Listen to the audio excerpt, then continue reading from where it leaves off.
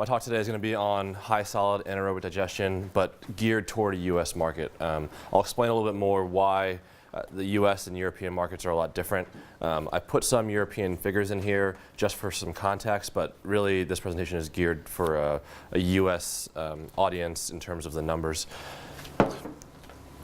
So when we see a field of waste, and this could be anywhere around the world, probably not at this point in the U.S. because we landfill most of our waste, but a lot of the world, waste is a huge problem. It's a health hazard. It's a waste of space, and it's a public nuisance. We see it in the U.S. as primarily a burden and a cost that we have to deal with, either through incineration or through landfills.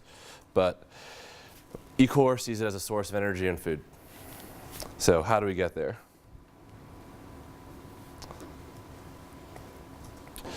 So right now, about 250 million tons a year of new waste are produced both in the US and the EU.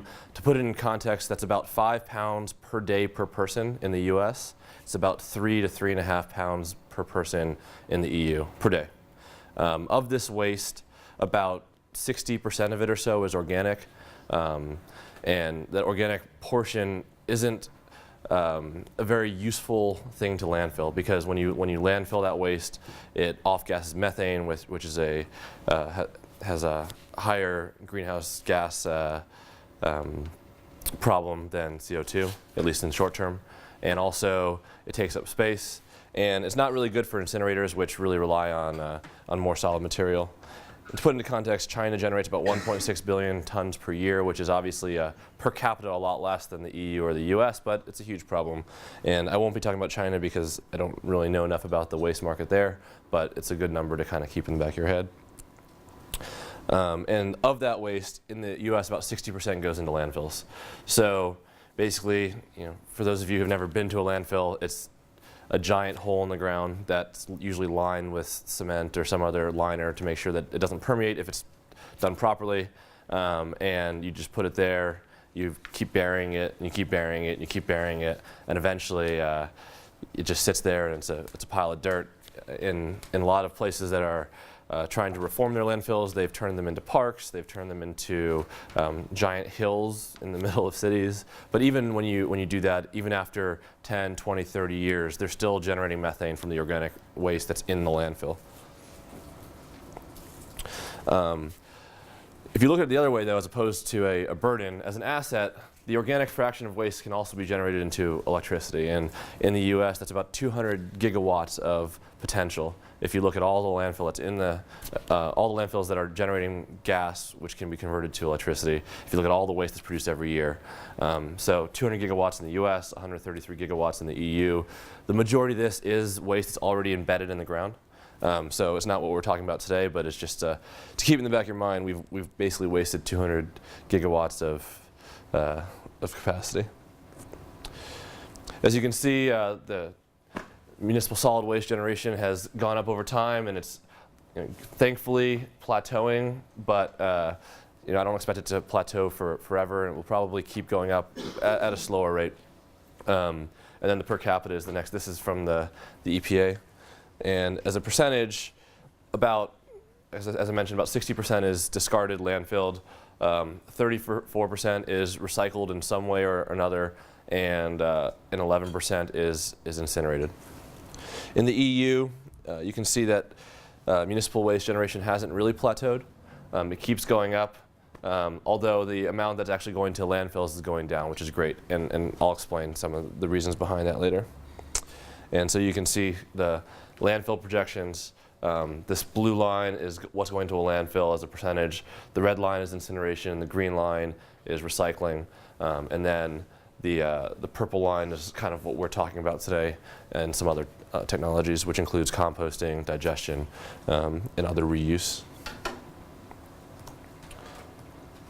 So Jason, I apologize for being very, very simple here, but if you take it back and look at a micro level, on a farm where everything is viewed as a resource, you have whole life cycles, right? You have, if you raise livestock or horses, those are a cost, but they're also a source of potential compost if you utilize their manure correctly. You can use that compost to grow crops on your land, and then when you have the residuals from whatever you're planting, in this case it would be corn stover over here on the right, turning to hay. You can turn that back over, combine it with some compost, use it as a fertilizer.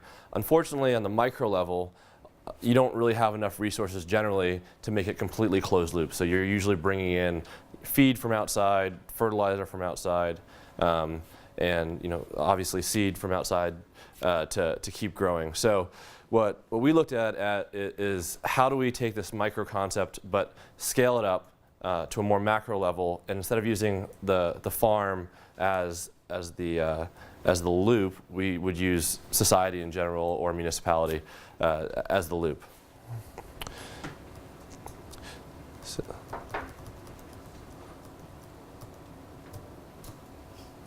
So it's really straightforward. You have an organic waste stream.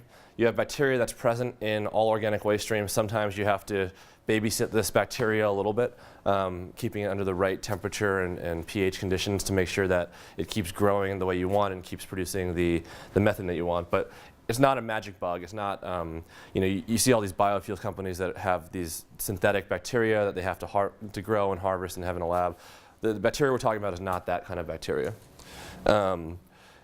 You have a bioreactor, which is essentially a giant steel tank. There are lots of different ways to do it, but they all involve giant steel tanks and some sort of internal mixing mechanism.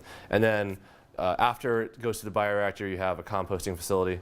And in the composting facility, it's basically just giant piles of what's left over. So not very complicated, fairly straightforward.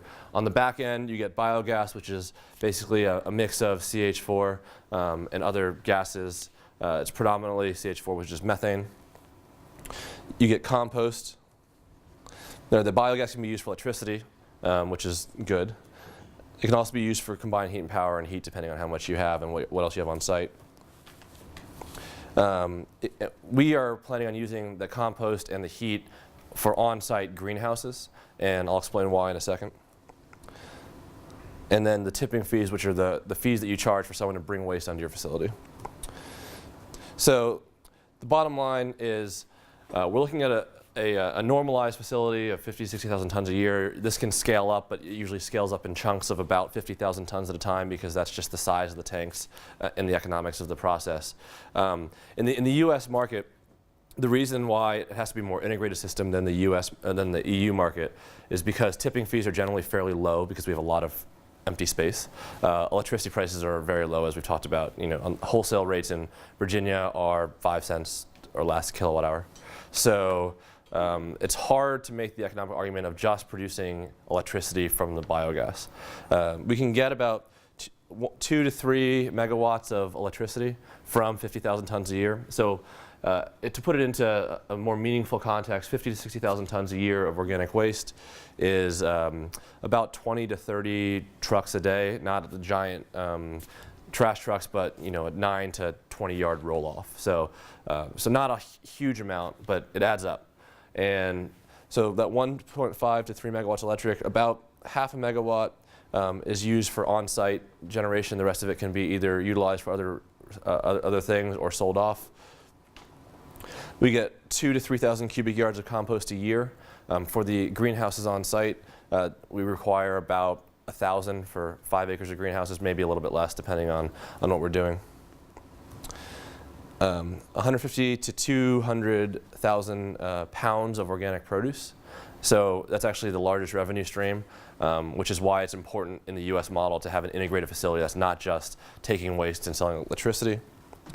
We charge a discount for tipping fees to incentivize the source separation and sorting. It's a small footprint. This whole facility, including the greenhouses, including all the industrial space and turnaround area, is only about 20 to 30 acres. So that's about 10 hectares. And a facility this size would generate about 8 to 9 million in annual revenue, and our estimated gross profit is about 2 million. So, after tax and all that stuff, it's around $1 million a year for a size of 50 to 60,000 tons a year. What's really important, though, is that it's integrated, because in the U.S., the tipping fees alone, electricity alone, they don't work. And so there's been some companies that have tried this strictly on that model, and they really haven't succeeded. And so we're trying to reinvent the way that AD is done in the U.S. And that's it.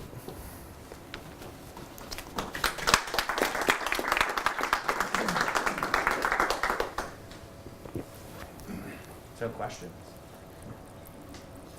So are you trying to do this for municipalities? I mean, are you linking up with municipalities who have particularly high tipping fees? We are linking up with municipalities that are interested in the ag component right now.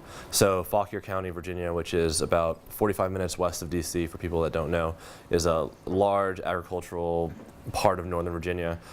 They don't have year-round ag though, so which is why the greenhouses would be an interesting component to them. But they explored doing it themselves, and they really couldn't figure out the economics. And a couple of the other counties in that area explored doing it themselves. We would partner with them. We're being written into their solid waste plan, but they're not actually investing in the facility or partnering in any financial sense. They are helping with zoning and permitting and waste streams, and we've talked to Fairfax County, we've talked to Prince William, and counties are going to be huge partners because they're the folks that are going to help with our haulers, help with the regulatory issues that surround a waste facility. I mean, permitting a landfill is almost impossible, whereas permitting industrial that collects waste is just a variance. So the municipality is a partner, but not a financial partner. And are you out in here because, and I ask this because I know the city of Alexandria has really tried to figure out how to do composting, but the closest composting facility is it's in Delaware. It's in Delaware now. Okay. Yeah. So it's really far. And then in terms of having a composting facility, this was originally what the city was looking at in the city, they were like, forget it. I mean, it's just the vermin issue was what was going to be the problem. Right. So I'm curious if that's part of the reason you're out there, or how do you collect the organic waste so that it isn't, would it be a nuisance in a city? So that's actually a big reason why we're out there. It was sort of it was a push-pull. We looked at doing it near Richmond because that was where we found some land that would have been amenable to this in Hanover County. The farmer who we partnered with to integrate the whole system is based out of Fauquier County, and he's been working on it for a couple of years also. And so we teamed up with him. He already had support from the county. We already had land located for it. In fact, Alexandria is actually in our 5-year plan. We plan on putting a transfer station in Alexandria and starting to use rail. Right now it's just going to be trucks because we're talking 20 to 30 cars a day, but the goal is to get to 500,000 tons a year in the next 6 to 8 years, and that would require using more DC waste. In the region, there's enough waste within 25 miles to have 10 times this amount.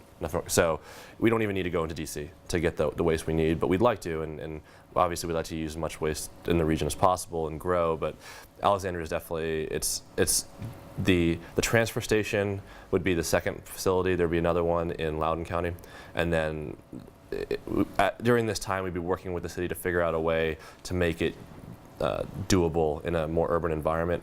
If you go to one of these facilities, they're not smelly. I mean, it was probably smellier yesterday than these facilities are because all the AD is in vessel. So you basically put the waste in. At the tipping floor, it smells because it's trash. But then you close the door, keep it under positive or negative pressure. It's processed for 20 days or 30 days. By that time, almost all the smell's gone before you compost it. So if anyone's composted, it actually doesn't smell like traditional compost because most of the gas has already been taken off and used. And then you windrow compost it, or you can even do internal composting if the city's really, really picky about the vermin issue. There's ways that we can do the compost using all internal facilities, so it's really not exposed to the outside, which would help with the vermin issue in a more urban area. Actually, Chicago, if you go to CNN, there was an article today about a vertical kind of version of this, where it's a vertical greenhouse in Chicago. So if they're able to do it in Chicago, then we can probably do it in Alexandria or DC.